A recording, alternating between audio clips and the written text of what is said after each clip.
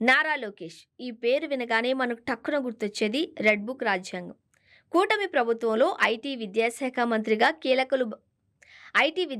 మంత్రిగా కీలక బాధ్యతలు నిర్వహిస్తున్న నారా లోకేష్ పట్టుదల ఏంటి అన్నది అంతా చూస్తూనే ఉన్నారు.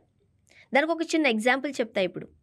ఆయన గతంలో అంటే 2017 ఆ టైంలో 2017 నుంచి 19 మధ్యలో ఆయన మంత్రిగా ఉన్నప్పుడు ఆ టైంలో విశాఖ విమానాశ్రయంలో ఆయన కోసం ఏకంగా లక్షల్లో ఖర్చు పెట్టారు. ఇదంతా సర్కారీ సొమ్ము అని ఒక మీడియాలో వార్తలొచ్చాయి. గుర్తుందా? చిన్నబాబు చిరుతిండి 20 లక్షలండి అంటూ క్యాప్షన్ పెట్టి మరీ రాసేశారు. అయితే ఈ విషయంలో చిన్నబాబు నిజంగానే సీరియస్గా ఉన్నారట. ఈ విషయాన్ని ఎంతో ప్రెస్టీజియస్గా తీసుకున్నారు నారా లోకేష్ గారు. అందుకోసమే పరువు నష్టం కేసు ఫైల్ చేశారు కూడా.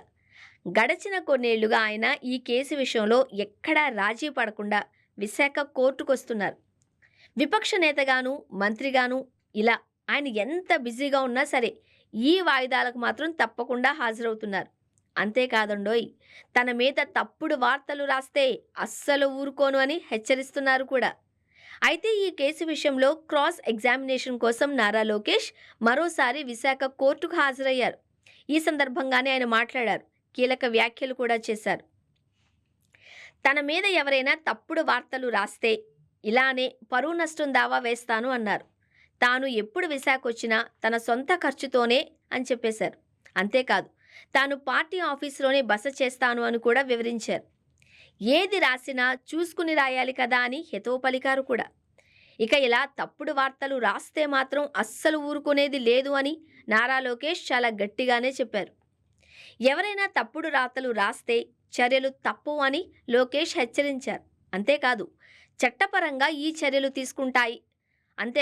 చట్టపరంగా ఈ చర్యలు ఉంటాయని కూడా ఆయన స్పష్టంగా చెప్పారు.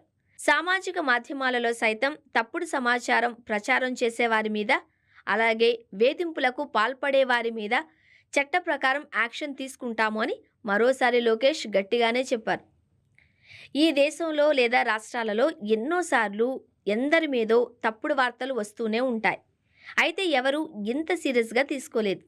బట్ లోకేష్ మాత్రం ఈ విషయం మీద ఎంతటి పట్టుదలగా ఉన్నారో ఈ విషయం చూస్తే అర్థమవుతుంది. ఈ కేసే ఒక ఉదాహరణగా కూడా చూడొచ్చు. ఇక ఈ విధంగా ఇది అతి ఉత్సాహంతో వార్తలు వండేవారికి హెచ్చరికగా చూడాలి. అదే సమయంలో తాను ఏమాత్రం ఇలాంటి వాటిని ఉపేక్షించేది లేదు అని స్పష్టంగా చెప్పేశారు లోకేష్. సో లోకేష్ విషయంలో ఇక నుంచి ఏది మాట్లాడినా లేక వార్తలు రాసినా కూడా చాలా జాగ్రత్తగా ఉండాలి. మరి అలా అనడానికే ఈ కేసు ఒక ఉదాహరణగా చూపిస్తున్నారు.